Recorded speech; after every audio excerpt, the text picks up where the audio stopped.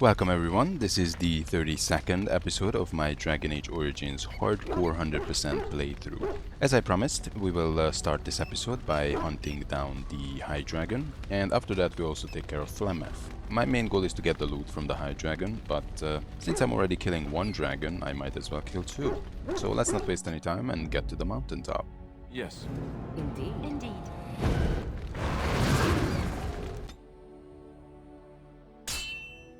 Well, not before we have a random encounter, apparently. Okay, so Darkspawn versus Arleman's Knights. Obviously your main target should be the Ogre, because he's the most dangerous.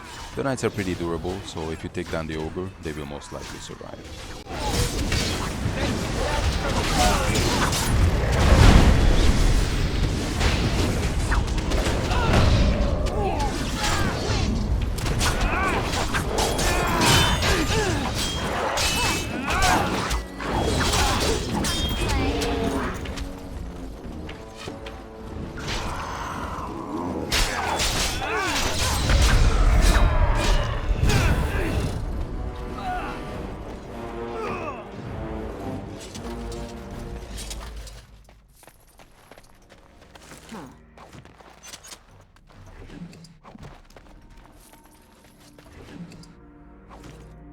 Yes.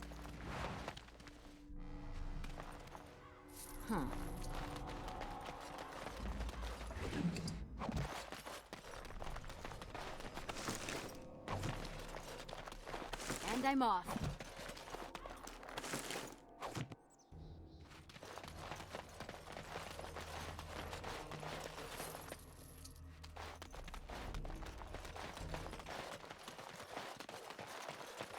Arleman sends his regards, Warden.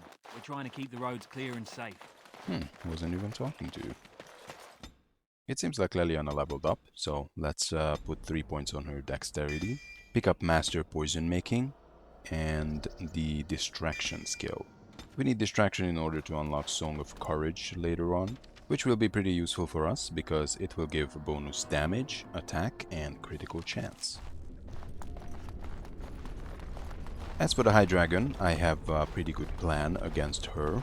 I won't use Alistair as a tank because I can't risk him being grabbed. If he gets grabbed and Morrigan doesn't heal fast enough, this entire challenge is over, so I can't have that. Which is why I will take her down with Morrigan, Wynne, and Leliana. And the Bard and I will summon two bears, who will hopefully get the dragon's attention. Bears are excellent tanks, and even if they die, who cares, they're not part of the challenge. While the dragon is being distracted by them, I will try my best to keep flanking her and Yes. take her down as fast as I can. If anything goes wrong, Wynne and Morrigan can provide us support. Since Wynne leveled up, I placed 3 points on her willpower, so she can have a little bit of extra mana. I pick up the Shapeshifter specialization because that will give her a little bit of extra health. And I also get the Drain Life spell, which I set up in the tactics to be used if her health goes below 100%.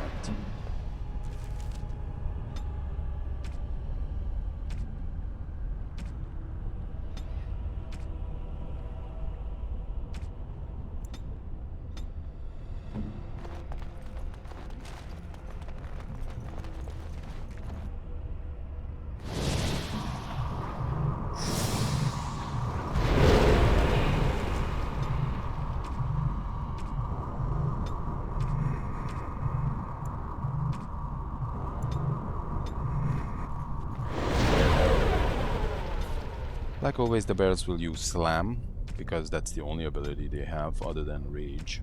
I will set it up to be used against the nearest visible enemy, because the only enemy here will be the High Dragon. I position them in a way that they would be directly in front of the High Dragon, so I get to flank her relatively undisturbed. Of course, this will not protect me from her tail slap and her back kicks, and all those nasty attacks that she has, but at least I won't be grabbed. And of course the bears can't be grabbed, which is why they are better tanks than Alistair. Yes.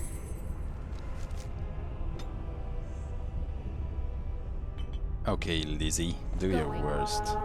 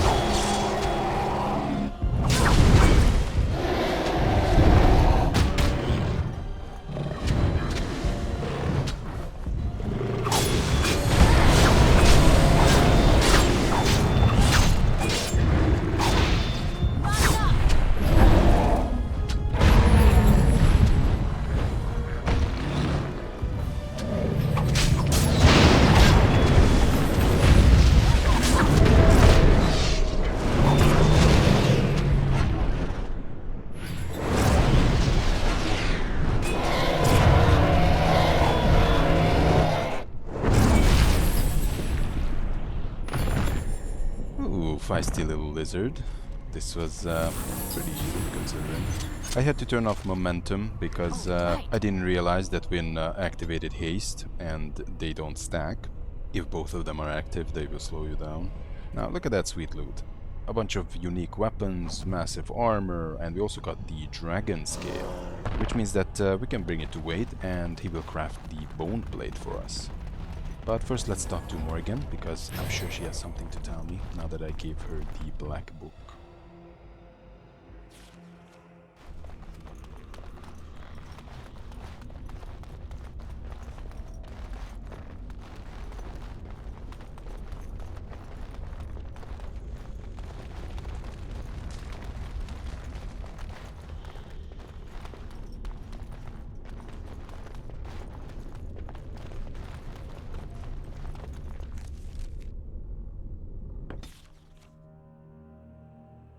I have been studying Mother's grimoire. Do you wish to hear what I have found? 'Tis not what I expected. I had hoped for a collection of her spells, a map of the power that she commands, but this is not it. No, not for nothing. There is much of interest here in her writings, and one thing in particular I find fascinating. Here, in great detail, Flemeth explains the means by which she has survived for centuries. Oh, if only 'twere so. Flemeth has raised many daughters over her long lifetime. There are stories of these many witches of the wilds throughout chastened legend, yet I have never seen a one, and always wondered why not. And now I know. They are all Flemeth. When her body becomes old and wizened, she raises a daughter, and when the time is right, she takes her daughter's body for her own. Indeed, that is primarily what this tome details, the various daughters that Flemeth has acquired, their preparation and training. I recognize all of it. I am to be her next host. This is my purpose. Whatever spark of the demon that made her what she is remains within her, keeps her from dying of old age, but her body deteriorates. Eventually, she would be so wizened as to be senseless and immobile. So, she must seek a new body, a fresh body, and start the cycle anew. I am uncertain. According to her writings, certain hosts are better than others. The more a host is prepared, the quicker the transition will be. I am sorry. This simply takes me by surprise. I would have thought I would have had some inkling, some notion.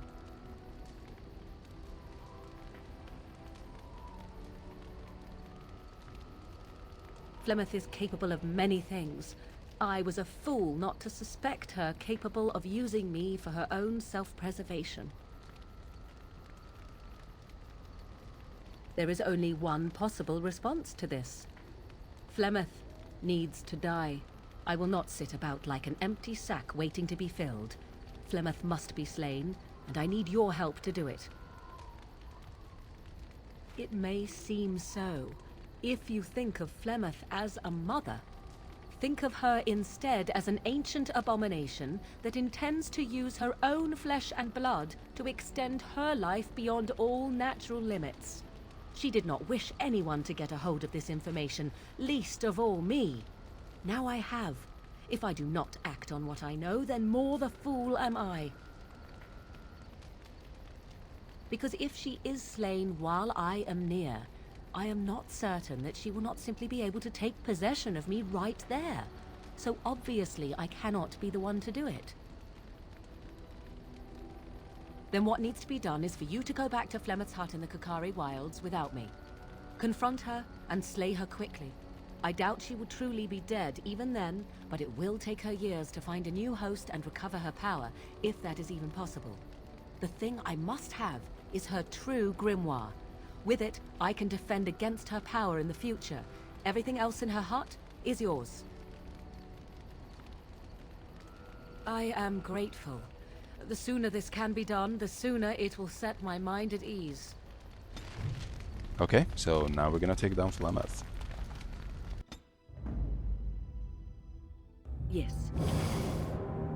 indeed. Flemeth is significantly easier than the High Dragon. She has less health, less damage, and she also doesn't have fire resistance because she's not considered a real dragon. But she's still a dragon, so she can still grab, she can still do all the traditional dragon things. And we can't have Morrigan during this fight, which is, I guess, an added difficulty. So it's just gonna be Valiana, Wynne, and myself. And of course the bears.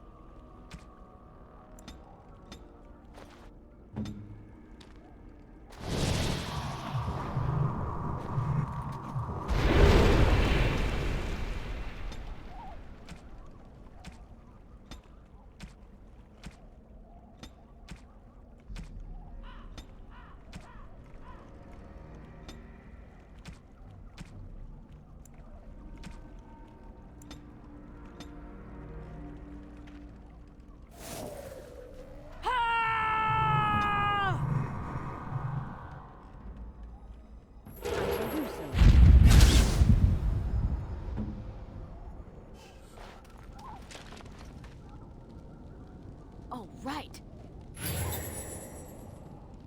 And so you return. Lovely Morrigan has at last found someone willing to dance to her tune. Such enchanting music she plays, wouldn't you say?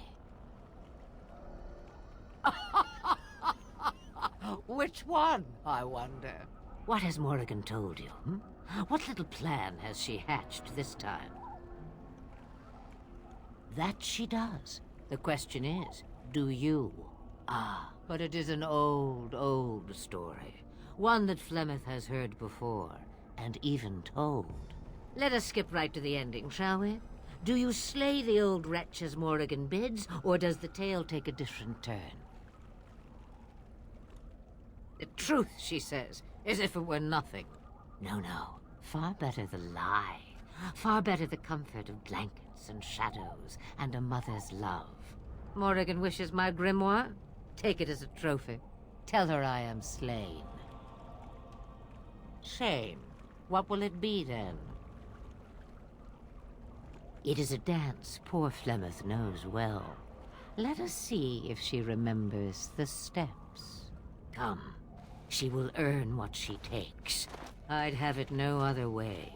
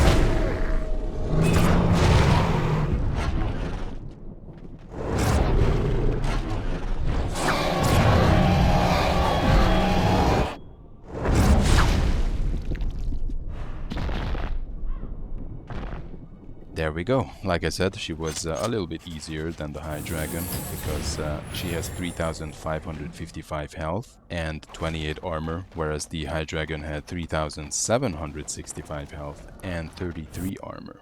So not only we deal more damage on her, but she also dies faster. Once she's dead, we can loot her for her key and get her grimoire from this chest. The Robe of Possession is also in it, which is an upgraded version of Morrigan's default robe, but we don't need it because she already has the best available robe in the game.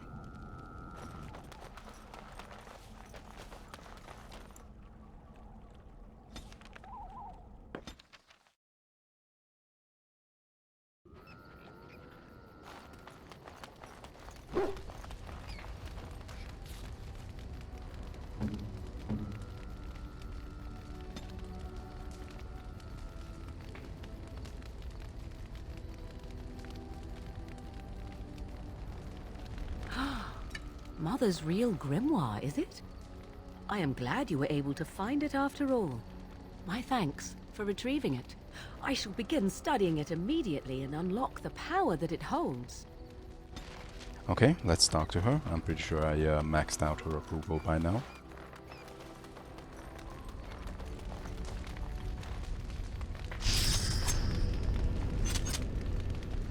It's a curious thing. I do not know how else to describe it. Indeed I am, a little. I am reminded of our first meeting in the wilds. I had been in animal form for some time, watching your progress. I was intrigued to see such a formidable woman, obviously more potent than the men she traveled with. Yet I resented it when Flemeth assigned me to travel with you. I assumed that, at best, you would drive me from your company as soon as we left the wilds. I am aware that I have little talent for forming friendships, to put it lightly. It is something I know nothing of, nor ever thought I needed. Yet when I discovered Flemeth's plans, you did not abandon me. Whatever your reasons, you fought what must have been a terrible battle without hope of real reward. Even so, you went. No one has ever... 'Twas unexpected. That is all. The extent of my usefulness does not explain the interest and kindness you have shown since the wilds. You could as easily have ignored me entirely, yet you did not. You will need to forgive me for speaking so awkwardly, but do you suppose that we have become friends, you and I? I have nothing to compare it to. Indeed. Remarkable. Of all the things I could have imagined would have resulted when Flemeth told me to go with you, the very last would have been that I would find in you a friend, perhaps even a sister. I want you to know that while I may not always prove worthy of your friendship, I will always value it. But enough of such idle talk. There are more useful things to be done, surely. Good. So that's another approval, reaching over 90%, which is of course part of the challenge. I think Wynne is definitely lagging behind when it comes to approval, so let's just talk to her. It's been a long day. Rest would be welcome. Yes, of course. I am just a little weary. As you may have noticed, I'm no spring chicken. Thank you. You're very kind to say so. But in all honesty, I do not know how many years I have left in me. I have lived for such a long time, but there is always something else to do. And I have to keep going in order to do it. I think I will be glad when I am done.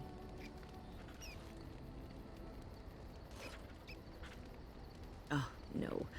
I'm not the sort of person that leaves things unfinished. I'll see this through, I promise. Have you encountered many abominations, apart from the ones in the Circle Tower? Ah, yes, Connor, of course. The first time I saw an abomination, my blood turned to ice. It was months before the nightmares stopped. It was the knowledge that I could easily become one of them that frightened me the most. One slip. All it takes is one slip, and everything you are is simply gone. Replaced by madness. And there is no turning back, or at least that's what they say. Of late, I have begun to wonder if there is any way an abomination can be cured. Or if a mage could be so possessed and still retain their sanity, their humanity. Yes, it is madness and cruelty that define abominations. If those are lacking, if the mage remembers the person they truly are, then they are not an abomination. I never saw that. Thank you for showing me another way of looking at it. So, tell me, how did you become a Grey Warden?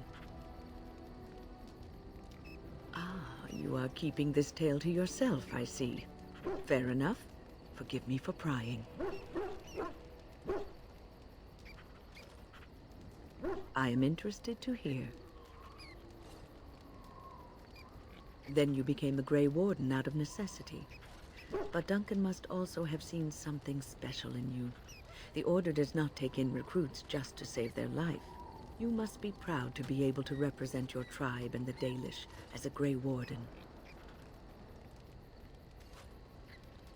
Sometimes it gives me comfort to think that everything will end up the way it's supposed to. That it will be all right. You were chosen. You survived the joining when others did not. Perhaps it was meant to be. I must ask, what does being a Grey Warden mean to you? There's that, of course.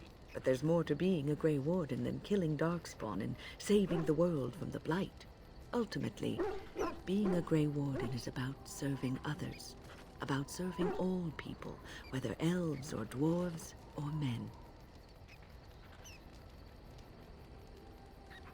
As a Grey Warden, you are a guardian of men, and you guard them because their continued existence is more important than you are.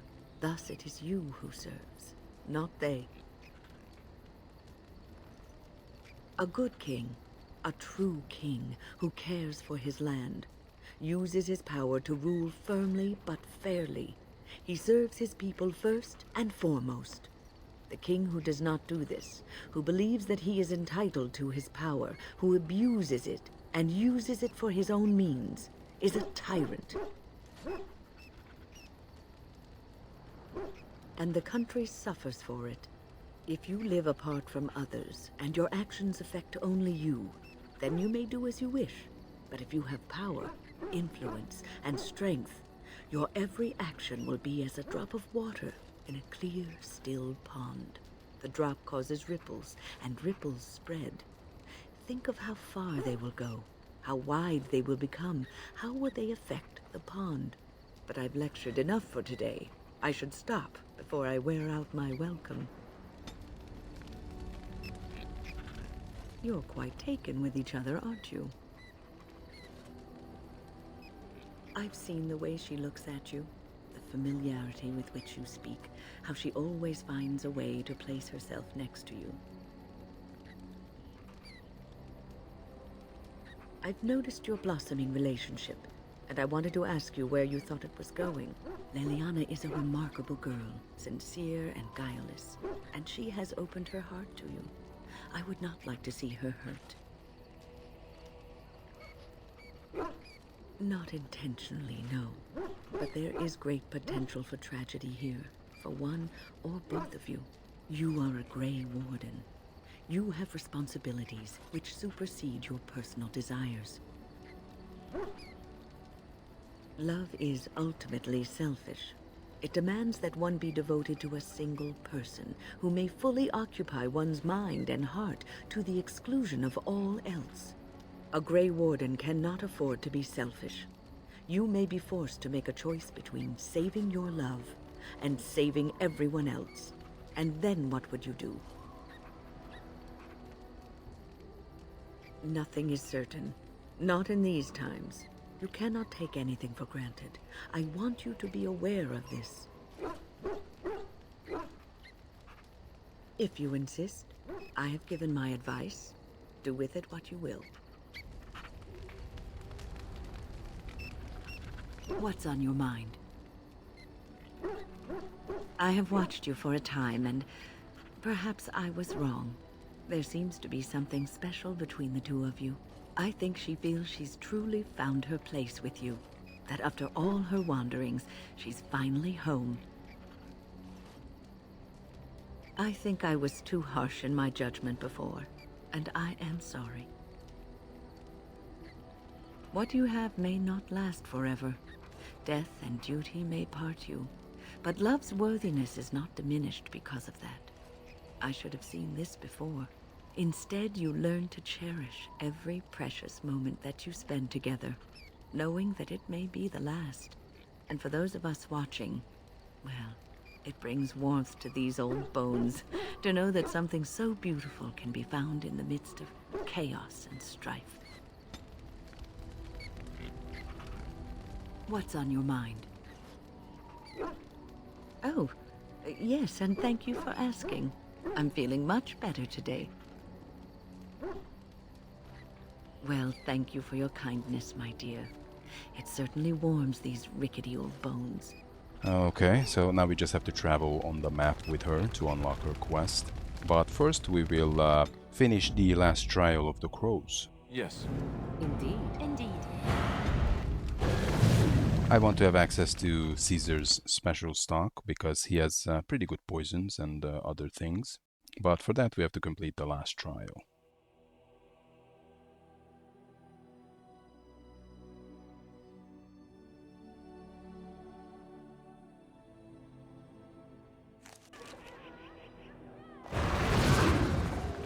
Since I already picked it up, we can just travel straight there.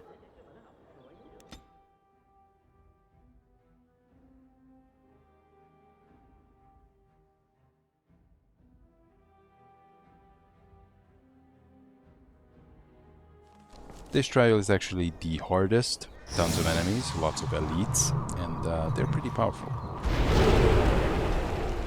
I summon and set up both of our wolves the same way. I want them to overwhelm the elites, stun anybody who's attacking them with melee weapons, and knock down and shred pretty much anyone who they can.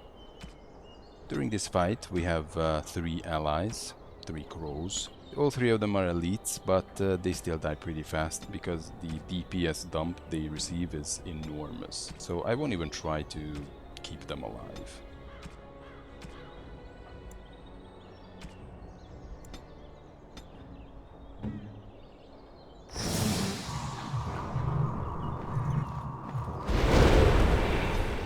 The most dangerous enemies in this fight are Captain Chase, who is the main elite. He's a two-handed warrior, and he is very, very powerful, in terms of damage at least. And the elite crossbowmen, who love spamming scattershot.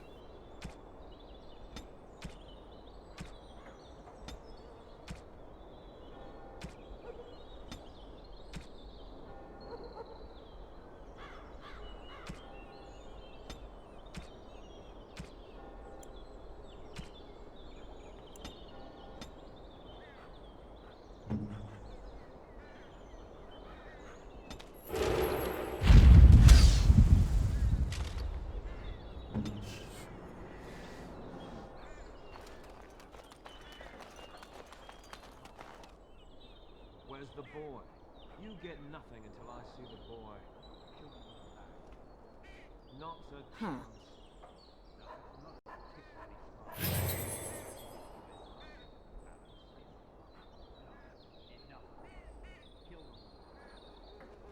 At first I will try to stay away because I don't want to wander into the initial scattershot spam.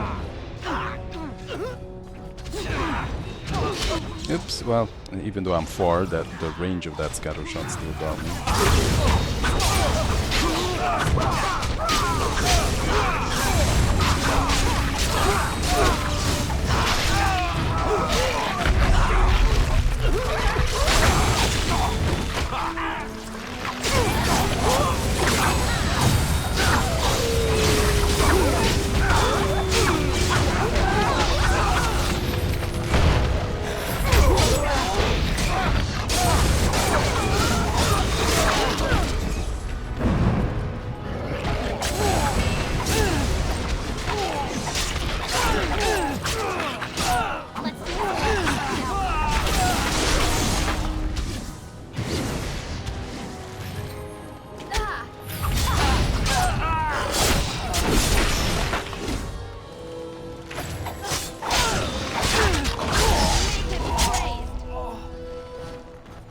And there we go, everyone is dead. But that's okay, they were just filthy assassins anyway.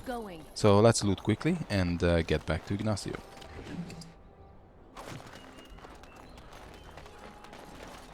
Yes.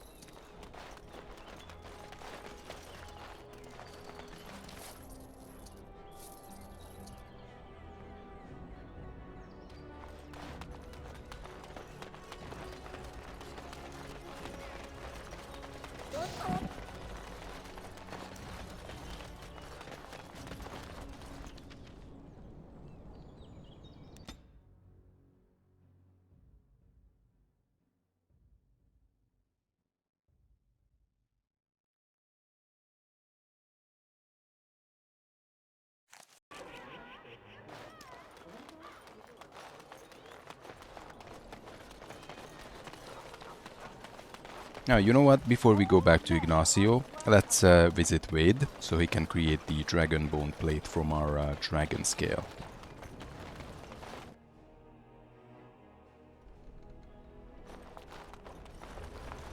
Welcome. Oh, it's you. Please leave. And if you have any more scales, you can shove them. You've cost our shop a great deal of customers. How dare you speak of this fine person that way? I am inspired, all thanks to you. Stay inspired. Just be inspired quickly. You just don't know when to quit. Why so glum, Heron? Today is a glorious day.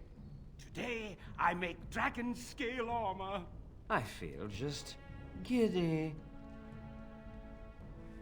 Patience, patience.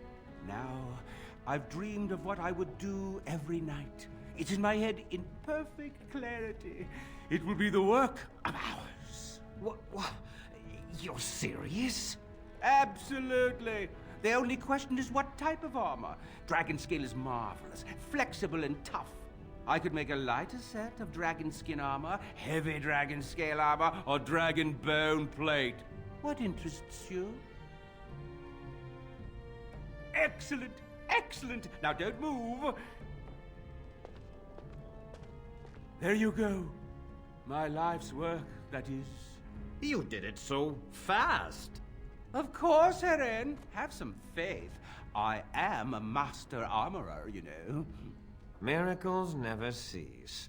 But you're not welcome here anymore. I need a sabbatical. Maybe someplace warm. I hate my life. I picked the bone plate because that has the highest value, and obviously my intent is to sell the set.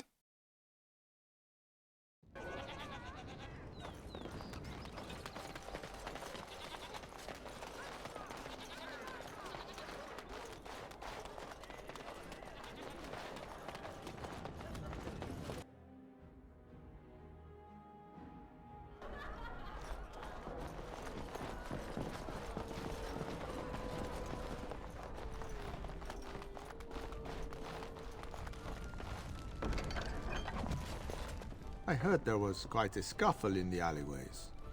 Well done, Warden. Don't worry, Warden. Some friends have rescued the boy. He's already safely home back with his father, his very important father. You took care of the father's other requirement. The man who kidnapped his son, Captain Chase, is quite dead. Thanks to you. We are told only what we need to know. That's an assassin's life. All you needed to know was your target. Any more information you got was really a bonus. That I can't say. But in time, I think you'll find out. Crows are hired for their discretion, as well as for their performance. I've nothing more for you. I hope you found the contents of the chest satisfying. My superiors want me to convey their thanks. The Crows aren't accepting any new contracts on you. And when this blight ends, we'd love you to visit Antiva to discuss other opportunities. Just remember our offer. We could really use someone with your talents. It's time for me to take a vacation. Caesar has a special stock of wares that might interest you. It was a pleasure working with you, Warden. Luck be to you. You gotta love that BS that they will not accept any new contract on you. Even if you would say that Taliesin is not a new contract, they still attack you in Awakening, so they're a scummy bunch. What can I get you, stranger? Right, I'll show you around. It seems like we're very low on Swift Solve, so let's just sell everything that we don't need, so we can fix that.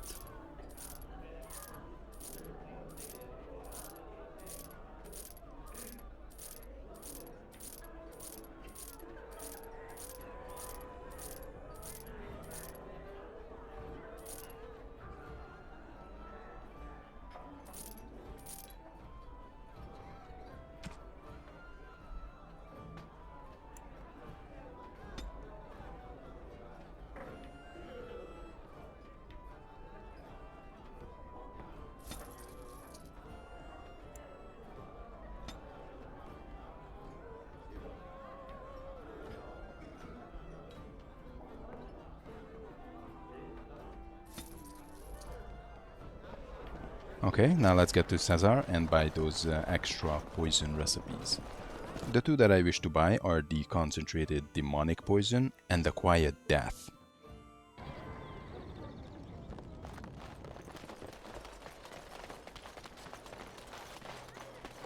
You're back. You need something? Oh, yes, yes. Look over here. Both the concentrated demonic poison and the quiet death deals 10 damage. One deals spirit, the other one deals nature. The quiet death also has a 55% chance to kill any non-elite enemies in one hit if their health is below 20%.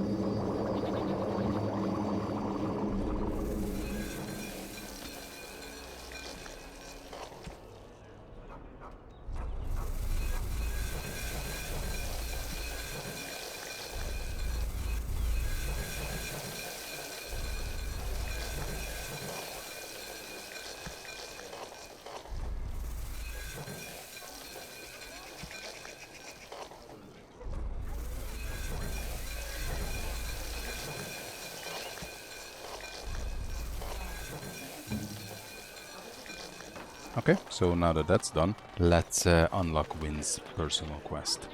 Once you talk to her about the abominations, the next time you travel on the world map, there will be a random encounter, which will trigger a dialogue that will lead to her personal quest. The encounter is not difficult, nor her personal quest. The hardest part is to just listen to her. Yes, indeed. Yes.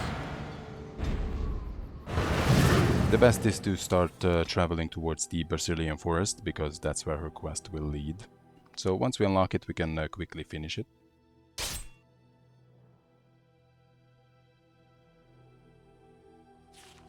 Never any shortage of these.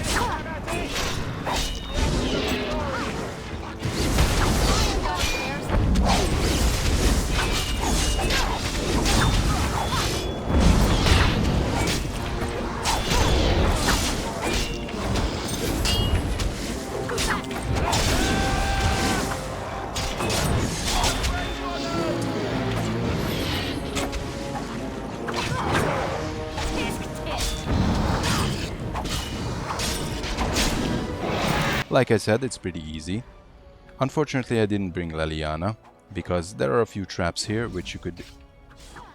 Nice one, Alistair.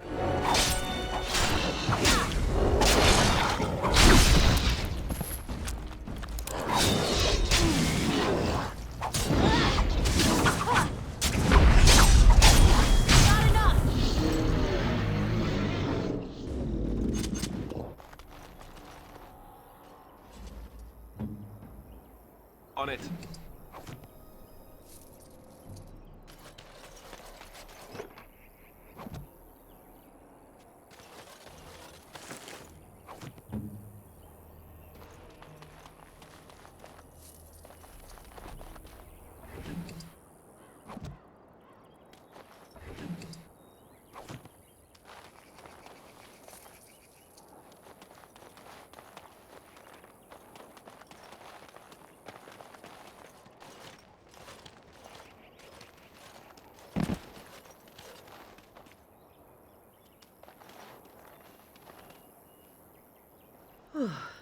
I fell.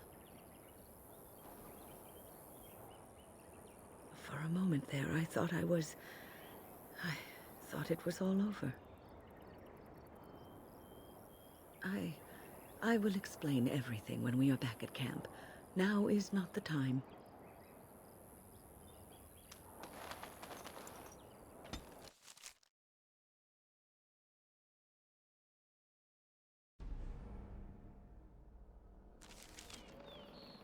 Okay, let's get back to the camp, talk to her, and then come back here.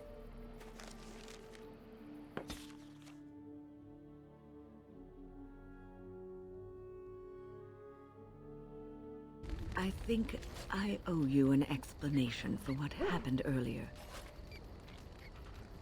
You should know that something happened to me at the tower before you came along. Remember my apprentice, Petra? She encountered a demon in the tower. It would have killed her had I not intervened. I saved her life that day, but I did not survive that encounter with the demon. Let me explain fully.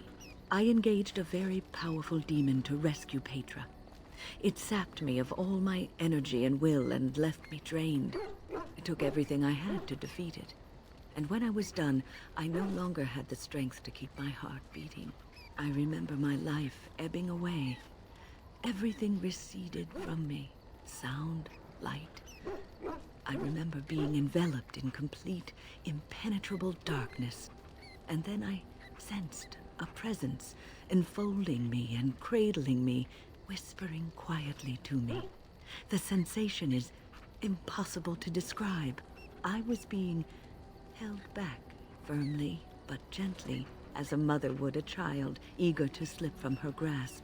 I felt life and warmth flowing through my veins again. I began to be aware of small sounds and the discomfort of my hip pressing into the cold stone of the tower floor. The Fade contains spirits both benevolent and malicious. The benevolent spirits seldom make themselves known, because they want nothing from mortals, unlike the demons. It was one of these spirits that saved me. Without it, I would be dead. And it has not left me. It is with me even now, bonded to me. You see, I am supposed to be dead. It is the spirit that is keeping me in this world. And this is not the way of things. Perhaps the spirit did not expect this, but it is weakening gradually. I am living on borrowed time. Yes, that we will. What's on your mind? I have always had an affinity for the spirits of the Fade. As a child, I never feared my dreams because I knew they were there. I've always been able to feel the spirits, even if I never saw them. And as I nurtured my talent in the circle, I became more sensitive. I began to notice every time I was in the Fade, whether it was in a dream or in magical practice, that I was being watched. It did not feel evil. I never feared it. In fact, it infused me with soft, strange warmth I never felt before. Sometimes I would see it, a glowing, nebulous form. Most times I would just feel its presence, gentle and comforting, but somehow alien. I think it is a spirit of faith. They have never been seen before, and perhaps I am wrong. But something tells me I'm not. It always felt like the same entity.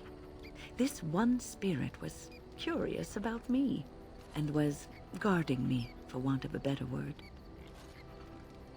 There were times when I was in the Fade that it seemed to stretch forth to shield me, keeping me safe. And I think it gave me strength in my most terrible battles, Ostagar being one of them. I don't know why I was chosen. Perhaps it knew that there was something more that lay in store for me. I like to think that I was given a rare chance, and I'm going to make the best of the time so generously given to me. I will not lie motionless in a bed with coverlets up to my chin, waiting for death to claim me. That is not the death for me. And so I will fight alongside the Grey Warden, and help prepare her for the task that is yet before her. So you had better listen to me, because I swear, if I should fall before the end and you don't seem to be doing things properly, I'll get up again to give you a good finger-wagging. You know, I think you'll be all right, even without my help.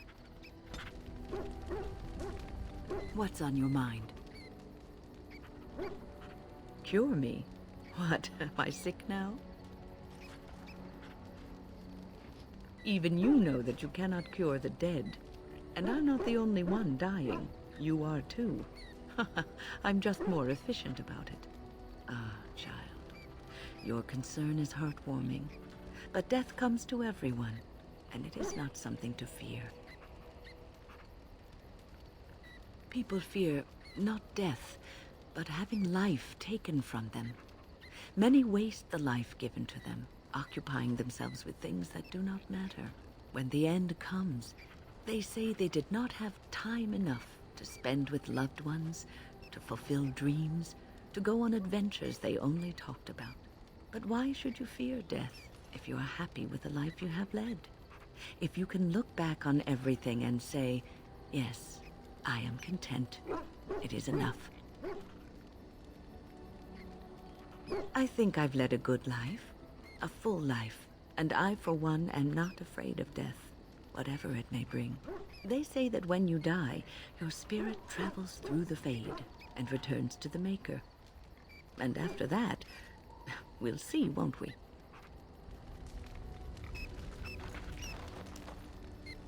What's on your mind? I try not to dwell too much on the mistakes of my past, of which there are many. I would go quite mad if I did that. But I do have one regret. The greatest misstep of my life, made even more grave because it had dire consequences for someone else. Years ago, I was assigned as mentor to a lad, Denerim. He was my first apprentice. Denerim was an elf, raised in one of the elven alienages, and he was very mistrustful of humans, especially humans in authority.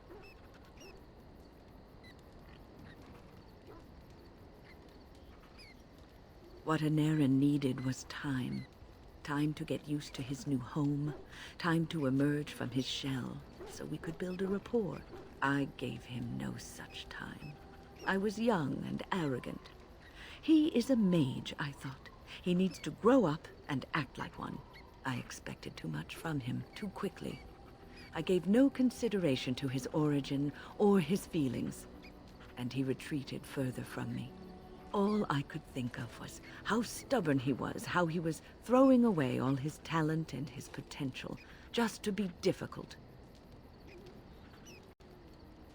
Oh, I dread to think. I was a harsh taskmistress.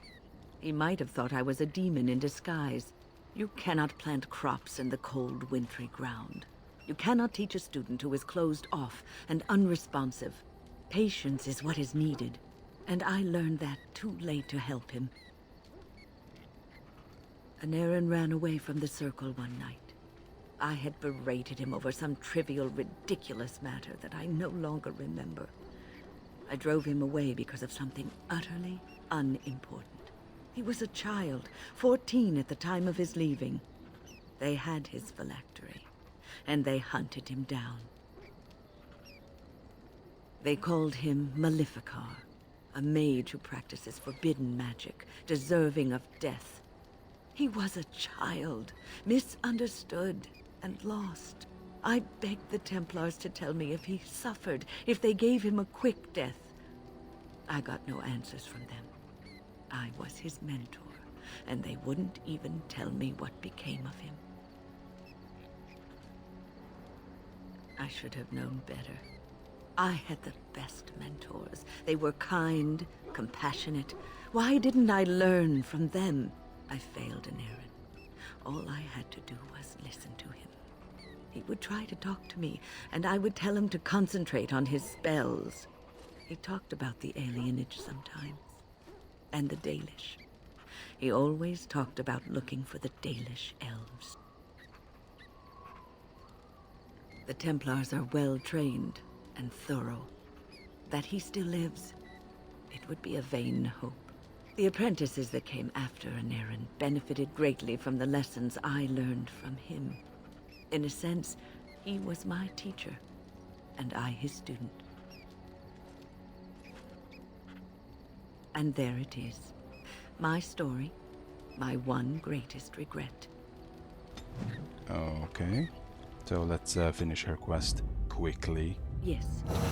Yes. Indeed.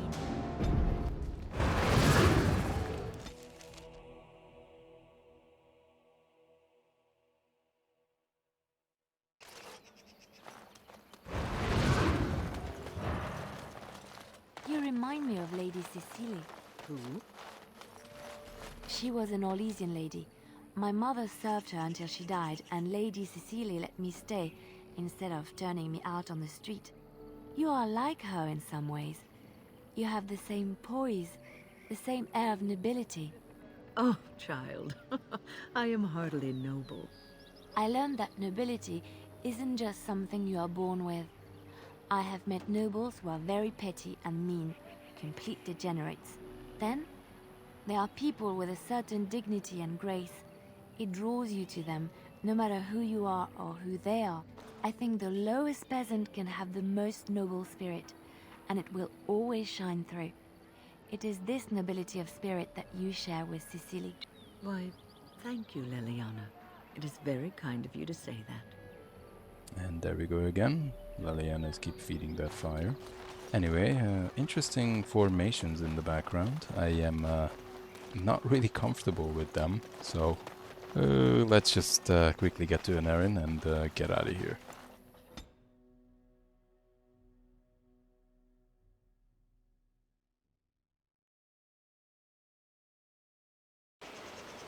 Since I already got rid of all the enemies here, this is literally gonna be a walk in the park. I could make things a little bit faster with the Swift Solve, but I only have 15, so I would prefer not to waste one on Wynne's quest. Imagine if all those years ago Wynne would have been a little bit kinder to that student. Now we wouldn't have to jog through this forest filled with werewolf shit.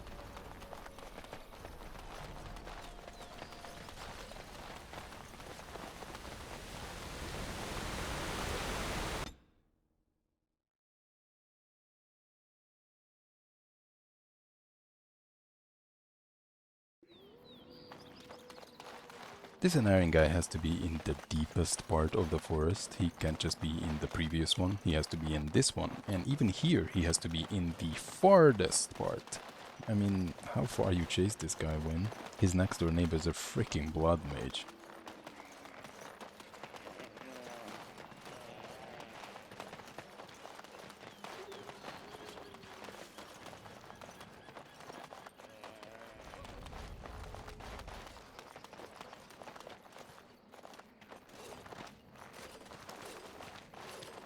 Friends, turn back, please.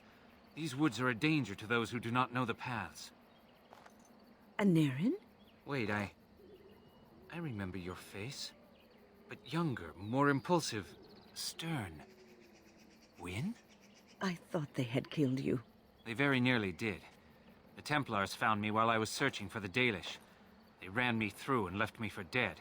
I brought this on you. Oh, I was a dreadful mentor, harsh and impatient. I am sorry for the way I treated you. I've put that behind me, and you should too. I didn't fit in with the Templars in your chantry. My path lay elsewhere. Irving is a reasonable man. He will find some way for you to return. The Circle needs new blood. It needs to change. I have fond memories of Irving. He was always kind to me. I will consider your proposal, and perhaps I will speak with Irving. However, I promise nothing. Now, it is getting late and you have much to do. You should be on your way. No, we've spent enough time on my personal affairs. It is time for us to move on. Look at this. It's the hardened sap of a tree native to this forest. It's been something of a lucky charm for me, and now I want you to have it. Very well. I'm grateful. May your gods smile on you, Denerim. And on you. Okay, so we are done here. This is the last time we will see the Brazilian forest, so let's say goodbye to it.